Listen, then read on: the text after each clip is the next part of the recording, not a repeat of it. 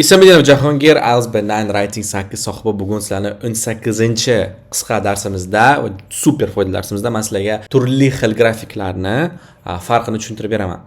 Biz bilamiz, IELTS Writing tasdiqlanadi. Bizda asosan 4 ta writing tasdiqlan turi bor va bularni biz mana bu turlarga ajratamiz: graphs with strengths, comparative graphs, maps va processes. Endi orasidagi farq nimada aslida bilib olinglar.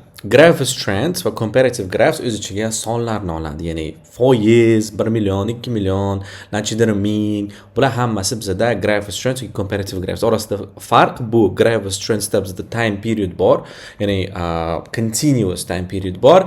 Comparative graphslarda time period yo'q, continuous time period yo'q. Ya'ni 1 yil berilishi mumkin, tamom, yoki 1 oy yoki 1 kun. Bo'ldi. Keyingisi maps, bu qanaqadir shaharning, joyning xaritasi beriladi va process bu nimalarni ishlab chiqarish yoki aytaylik qaysidir hayvonning yashash sikli yoki aytaylik driving license, ya'ni pravolarni olish jarayonini ta'riflab berishi mumkin. Ana oddiy misol bizda graph with strengths ko'rishlaringiz mumkin. Pastida, ana bu grafik pastida ko'rib turibsizlar, yillar berilgan. Yillar berilgani uchun buni biz graph with strength deymiz. Ikkinchisi table, bu ham graph with strength deb hisoblanadi. Nima uchun? Chunki bizda continuous time period bor. Ya'ni 81-yildan 2006-yilgacha bizga vaqt berilgan.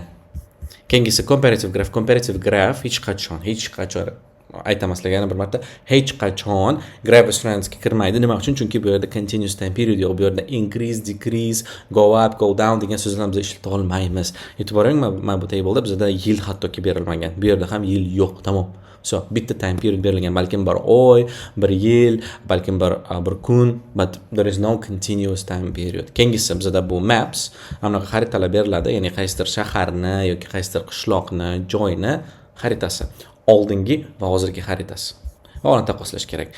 Process bu nimadan ishlab chiqarish jarayoni, mana bu mani bitta uchinligimga tushgan process. Bu yerda bizda FishPy ishlab chiqarish jarayoni berilgan va mana shunaqa berilishi kerak. Yanada ko'proq bunaqa bilim olish uchun subscribe qilib qo'ying.